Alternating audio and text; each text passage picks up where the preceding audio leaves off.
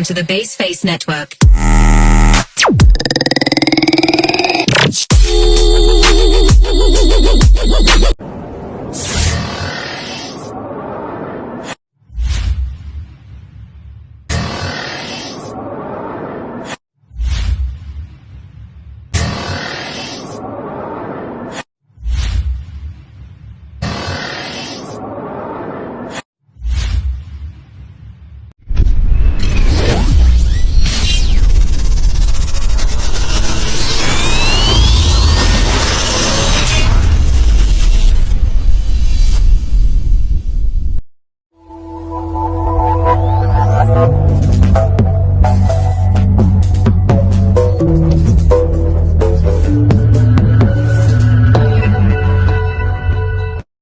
وابتغ فيما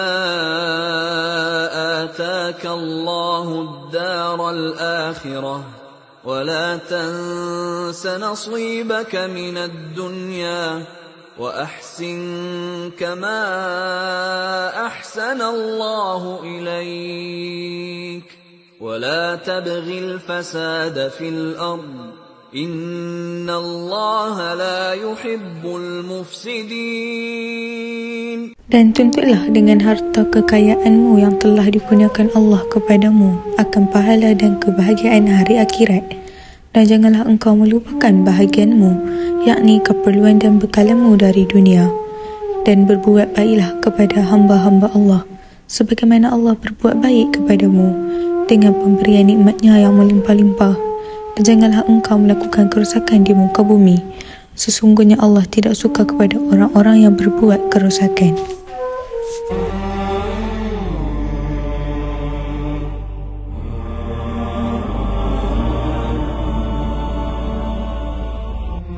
Definisi ekonomi Islam. Selain dikenali sebagai ekonomi Islam juga seringkali disebut sebagai ekonomi syariah. Kedua-dua istilah walaupun berbeza pada penggunaan katanya, namun ia masih merujuk kepada makna yang sama. Secara umumnya, ekonomi Islam didefinisikan sebagai ilmu yang mempelajari perilaku manusia dalam usahanya, memenuhi keperluan hidup dengan berpandukan kepada syariat yang telah disampaikan oleh Rasulullah. Berikut merupakan beberapa pengertian yang telah dirumuskan oleh para ahli dalam bidang ekonomi.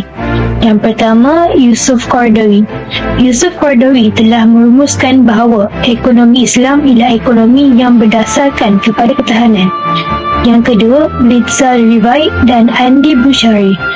Liza Rivai dan Andy Bukhari berpendapat bahawa ekonomi Islam adalah suatu ilmu yang multidimensi atau interdisiplin, menyeluruh dan saling bersepadu yang bersumberkan kepada Al-Quran dan Sunnah serta ilmu rasional. Yang ketiga, Abraham Maslow. Menurut Abraham Maslow pula, ekonomi ialah satu bidang pengajian yang mencuba untuk menyelesaikan masalah perluan yang merupakan asas kepada kehidupan manusia melalui pembimbingan segala sumber ekonomi yang ada berdasarkan prinsip dan teori tertentu dalam sistem ekonomi yang dianggap berkesan dan cekap. Yang keempat, Paul A. Simpson. Paul A. Simpson juga berpendapat bahawa ekonomi ialah cara manusia dan kumpulannya menggunakan sumber yang terhad untuk mendapatkan pelbagai komoditi dan mengagihkannya untuk kegunaan masyarakat. Sejarah perkembangan ekonomi Islam. Ekonomi Islam telah muncul di dunia sejak sekian lama lagi, bahkan telah muncul sebelum kelahiran Nabi Muhammad SAW, iaitu sejak pemerintahan Nabi Yusuf AS. Dengan beredarnya zaman, maka ekonomi Islam semakin berkembang dan telah diamalkan di beberapa buah negara. Sejarah perkembangan ekonomi Islam telah dibahagikan kepada 3 peringkat, iaitu peringkat kesuburan, peringkat kemerosatan dan peringkat kebangkitan. Peringkat kesuburan. Peringkat kesuburan ekonomi Islam bermula pada zaman Rasulullah SAW, iaitu ketika baginda mula terlibat dalam aktiviti perdagangan pada usia 16 atau 17 tahun di Masjidil Haram, dan baginda telah pun menggunakan sistem murabahah ketika itu. Baginda mula melakukan aktiviti perdagangan tersebut kerana ekonomi Abu Talib pada ketika itu sedang dalam kesulitan.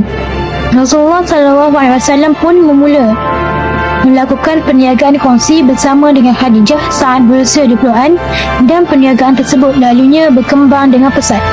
Pada abad kedua Hijrah, para tokoh ekonomi Islam mula menghasilkan beberapa buku, terutamanya buku-buku yang membahaskan kegiatan ekonomi secara mendalam, seperti isu monopoli, sistem harga, pengharaman riba, percukaian dan banyak lagi. Peringkat kemerosotan. Peringkat kemerosotan ini bermula setelah umat Islam dan pemerintahan negara Islam mula berpecah belah. Peringkat ini berlaku sekitar abad keempat Hijrah apabila pemerintah, individu dan umat Islam fitnah-memfitnah dan saling menuding kesalahan antara satu sama lain. Malah sifat kemunafikan dan munculnya permusuhan di kalangan ulama yang mengeluarkan fatwa untuk mengalahkan musuh-musuhnya. Pada mulanya, kesuburan dan perkembangan ilmu Islam tidak terjejas oleh situasi berikut. Walau bagaimanapun, apabila pertelingkahan yang berlaku tidak dibendung dalam jangka masa yang lama, maka mulalah terjadinya pembukuan ilmu-ilmu Islam. Para ulama tidak dapat menangani isu ini dengan efektif dan hanya mampu bertaklid sahaja. Tokoh-tokoh tidak dapat mempraktikkan ilmu ekonomi Islam sebagai amalan sistem ekonomi Islam. Oleh itu, ianya hanya terbuku di dalam kitab-kitab lama serta tidak lagi diamalkan seperti sebelumnya oleh kerana umat Islam terpisah dengan ilmu tersebut. Kesannya, umat Islam mencari penyelesaian kepada isu yang bangkit pada ketika itu dengan mencari ilmu daripada Barat. Terdapat banyak lagi faktor lain yang menyebabkan kejatuhan ekonomi Islam pada ketika itu, seperti pemerintahan Islam berpecah, campur tangan kuasa luar dalam pemerintahan Islam, ijtihad tidak dilaksanakan, penyebaran pemikiran Barat dan kelemahan dalam penyelidikan. Peringkat kebangkitan. Umat Islam tidak mendapat penyelesaian kepada isu masalah yang berlaku kian hari, malah merasakan bahawa masalah yang dihadapi semakin bertambah selepas beberapa abad mempelajari dan mengamalkan ilmu daripada Barat. Oleh itu, ilmu ekonomi Islam yang dilupakan dahulu kala mula dibongkar semula apabila mereka telah menyedari ilmu Barat yang mereka pelajari tidak mendatangkan penyelesaian. Oleh itu, timbullah seruan di seluruh dunia supaya balik kepada ajaran Islam. Oleh kerana ilmu itu telah ditinggalkan lama dahulu, usaha untuk mengemukakan ajaran-ajaran Islam, khususnya ekonomi Islam, harus dilaksanakan dengan semangat dan kaedah yang baru sesuai dengan situasi semasa. Kini, pengkaji dan pencipta Islam di serata dunia sedang berusaha mengkaji semula peninggalan ilmu ekonomi Islam. Usaha pendekatan ilmu ekonomi Islam kini melalui 3 bentuk kajian, iaitu sebahagian, menyeluruh dan sejarah. Tokoh-tokoh ekonomi Islam dan karyanya. Yang pertama ialah Imam Al-Ghazali, Abu Hamid Muhammad Ibnu Ahmad Al-Ghazali Al-Tusi, atau lebih dikenali sebagai Imam Al-Ghazali. Melalui karyanya Ihya Ulumuddin, beliau membincangkan secara menyeluruh hal-hal ibadat, muamalat, perkahwinan dan jenayah. Melalui kitab Al-Mustasfa, Mizan Al-Amal dan Al-Tibru Al-Masbu' fi Nasihat Al-Muluk, beliau menghuraikan bahawa wang dan fungsi wang sebagai alat pertukaran dan penentu nilai serta kesan riba al-fadlu dan penyorokan harta terhadap ekonomi. Selain itu, kerajaan sepatutnya memungut cukai tambahan ketika perlu sahaja bagi memastikan rakyat tidak dibebani sesuatu yang mereka tidak mampu. Mengenai teori harga, menurut Al-Ghazali, para petani terpaksa menjual hasil pertanian dengan harga yang rendah jika mereka tidak dapat mendapat harga yang memuaskan. Hal ini menunjukkan pengetahuan beliau mengenai kuasa pasaran. Kerajaan juga boleh menggunakan harta bait al-mal bagi menampung kekurangan ataupun membuat pinjaman. Beberapa contoh karya Imam Al-Ghazali. Yang pertama ialah Ihya Ulumuddin dan yang kedua ialah Mizan Al-Amal. Tokoh ekonomi Islam yang kedua ialah Ibnu Taimiyah. Ibnu Taimiyah atau nama sebenarnya Taqi al-Din Abu Abbas Ahmad. Pemikiran ekonomi beliau dapat diambil dari karyanya seperti Majmu' Fatawa Syekh al-Islam, Al-Siyasah Al-Syar'iyyah fil Islah Ar-Ra'wi wa Ar-Ra'iyah dan Al-Hisbah fi al-Islam. Melalui Al-Hisbah fi al-Islam, beliau membahaskan tentang sistem pasaran, harga, penawaran, persaingan dalam pasaran, buruh dan upah, hak milik awam, tanggungjawab kerajaan memenuhi keperluan asas rakyat, kawalan harga dan peranan sektor awam. Dalam buku Al-Siyasah Al-Syar'iyyah fi Islah Ar-Ra'wi wa Ar-Ra'iyah, beliau membincangkan konsep harga yang adil, iaitu dengan persetujuan semua pihak yang terbabit. Untung, sistem pasaran bergantung kepada permintaan dan penawaran selain kesan cukai kerajaan kepada penjual dipindahkan kepada pembeli, sehingga memberi kesan kepada penetapan harga. Peranan kerajaan memastikan keperluan asas rakyat dipenuhi, menentang konsep kebebasan ekonomi dan sebagainya. Beliau menegaskan perlunya ditegakkan upah atau gaji yang adil kepada pekerja, sehingga mereka yang mendapat sejumlah pendapatan yang membolehkan mereka hidup sempurna. Biografi Ibnu Khaldun. Ibnu Khaldun ialah seorang tokoh Islam yang sangat tersohor pada zamannya. Ibnu Khaldun dilahirkan pada tahun 732 Hijrah bersamaan dengan 1332 Masihi di Tunisia.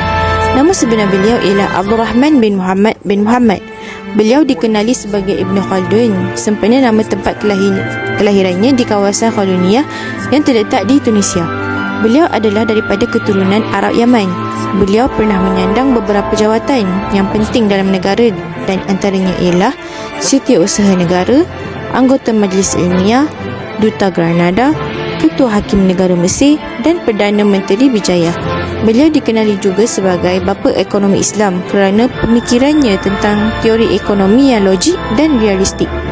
Ibnu Khaldun wafat pada 17 Mac 1406 di Kahirah, Mesir. Sumbangan pemikiran Ibnu Khaldun tentang ekonomi. Sumbangan pemikiran Ibnu Khaldun tentang ekonomi banyak dimuatkan dalam karyanya iaitu Al-Muqaddimah. Ibnu Khaldun telah mengutarakan beberapa prinsip dan falsafah ekonomi seperti keadilan dan kerjasama. Beliau menegaskan bahawa keadilan merupakan tulang belakang dan asas kekuatan sesebuah ekonomi. Jika keadilan tidak dapat dilaksanakan, sesebuah negara akan musnah dan hancur. Menurut beliau, ketidakadilan tidak sahaja difahami sebagai merampas wang atau harta orang lain tanpa sebarang sebab yang diharuskan, tetapi secara amnya, ia bermaksud sesiapa sahaja yang mengambil harta orang lain tanpa sebarang sebab yang diharuskan, tetapi secara umumnya, ia bermaksud sesiapa sahaja yang mengambil harta orang lain atau mengguna tenaga secara paksa terhadap orang lain atau meminta seseorang itu melakukan sesuatu yang berlawanan dengan Islam. Ibnu Khaldun melihat manusia sebagai memerlukan pengetahuan ekonomi untuk memenuhi misi. Beliau juga mengemukakan teori bahawa perekonomian sentiasa berada dalam keseimbangan di antara penawaran dan permintaan. Ibnu Khaldun juga berpendapat bahawa kenaikan harga barangan yang tetap amat diperlukan untuk mengawal tahap produktiviti. Ibnu Khaldun telah memberi sumbangan yang amat besar dalam pemikiran ekonomi Islam, walaupun Ibnu Khaldun tidaklah begitu dikenali sebagai seorang pemikir atau ahli ekonomi. Namun, idea-idenya mengenai ekonomi telah diiktiraf oleh sarjana-sarjana kontemporari yang mengkaji pemikiran beliau. Oleh itu, akan kami huraikan beberapa teori ekonomi yang telah dikemukakan oleh Ibnu Khaldun di dalam kitabnya yang masyhur Muqaddimah. Yang pertama, teori harga barangan. Mengenai harga barangan, Ibnu Khaldun telah mengatakan bahawa harga barangan ditentukan oleh beberapa faktor seperti permintaan dan pembekalan, kos pengeluaran dan cukai yang dikenakan ke atas barangan. Ibnu Khaldun menjelaskan bahawa apabila sesebuah bandar itu mempunyai tamadun yang sangat maju dan penuh dengan kemewahan, maka akan ada permintaan yang sangat besar untuk mendapatkan kemudahan itu.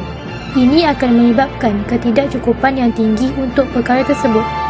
Ramai orang akan membelinya, tetapi barangan itu sangat sedikit. menyebabkan harga untuk barang tersebut melambung tinggi. Kos pertanian juga mempengaruhi harga bahan makanan. Ibnu Khaldun juga menjelaskan bahawa harga barangan adalah lebih tinggi di bandar berbanding dengan di desa disebabkan oleh faktor cukai yang banyak yang terdapat di kawasan bandar di zaman beliau. Yang kedua, teori nilai kerja. Ibnu Khaldun menegaskan bahawa nilai tambah atau keuntungan yang dikaitkan dengan sesuatu produk atau hasil pengeluaran itu adalah hasil sumbangan daripada tenaga kerja yang digunakan untuk menghasilkan barangan tersebut. Menurut Ibnu Khaldun, bahagian daripada pendapatan yang diperoleh oleh seseorang melalui usaha dan kekuatannya sendiri dipanggil keuntungan. Walaupun begitu, tenaga kerja manusia juga sangat diperlukan untuk setiap keuntungan yang diperolehi dan untuk pengumpulan wadai. Tanpa tenaga kerja manusia, tiada keuntungan yang akan diperolehi. Yang ketiga, teori percukaian. Mengenai cukai yang dikenakan oleh pihak pemerintah kepada rakyat, Ibnu Khaldun berpendapat bahawa pada mulanya walaupun cukai yang dikutip agak tinggi tetapi disebabkan oleh bilangan rakyat yang ramai, maka beban cukai yang perlu dibayar hanyalah kecil. Namun begitu, apabila pemerintah menjadi lebih berpengaruh, mewah dan berbelanja tinggi, maka cukai akan dinaikkan untuk menampung perbelanjaan yang meningkat. Menurut Ibnu Khaldun, kesan daripada situasi ini akan mengakibatkan kemerosotan ekonomi masyarakat tersebut, hasil daripada cukai yang tinggi yang dikutip oleh pihak pemerintah. Yang terakhir, teori pengkhususan kerja dan hasil pengeluaran. Dalam penulisan Ibnu Khaldun telah menguraikan bahawa seorang manusia itu sendiri tidak dapat dengan sendirinya memperoleh segala keperluan hidup. Semua manusia mesti bekerjasama untuk mencapai sesuatu tujuan. Apa yang diperolehi daripada kerjasama sekumpulan manusia akan memenuhi keperluan dengan berlipat kali ganda berbanding diri mereka sendiri. Sebagai contoh, tiada seorang pun dengan sendirinya boleh mendapatkan bahagian gandum yang dia perlukan untuk kehidupan. Tetapi apabila 6 atau 10 orang bekerjasama dan melakukan kerja yang dikhususkan kepada mereka untuk mencapai tujuan itu, maka jumlah pengeluaran yang dapat dihasilkan akan lebih berlipat kali ganda dan melebihi keperluan mereka. Kesimpulannya, jelaslah bahawa sumbangan Ibnu Khaldun dalam pemikiran ekonomi Islam terlalu banyak dan tiada bandingnya. Pemikiran ekonomi oleh Ibnu Khaldun sebenarnya telah mendahului zamannya, malahan mendahului tokoh-tokoh ekonomi barat seperti Adam Smith dan Derek Ricardo.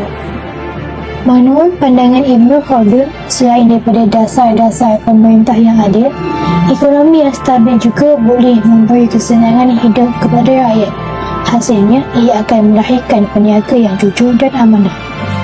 Pemikiran ekonomi oleh Ibnu Khaldun bukan sahaja mendahului zamannya, malahan ianya dipersembahkan semula dalam bentuk baru serta lebih terperinci oleh pemikir-pemikir ekonomi di abad ke-19 dan 20. Buktinya, salah seorang tokoh barat telah mengikuti teori dan pandangan Ibnu Khaldun, iaitu Presiden Amerika Syarikat ke-40, Presiden Ronald Reagan. Beliau telah pakai teori Ibnu Khaldun semasa zaman pemerintahannya. Hal ini menunjukkan bahawa tradisi intelektual Islam masih bermaya walaupun telah memasuki abad ke-14. Kebolehan Ibnu Khaldun meneruskan tradisi intelektual Islam ini harus dijadikan teladan dan perangsang bagi umat Islam saat ini yang cuba menghasilkan ilmu dalam acuan tradisi ilmu Islam untuk dimanfaatkan oleh umat Islam sendiri. Itu sahaja daripada kumpulan kami. Sekian, terima kasih.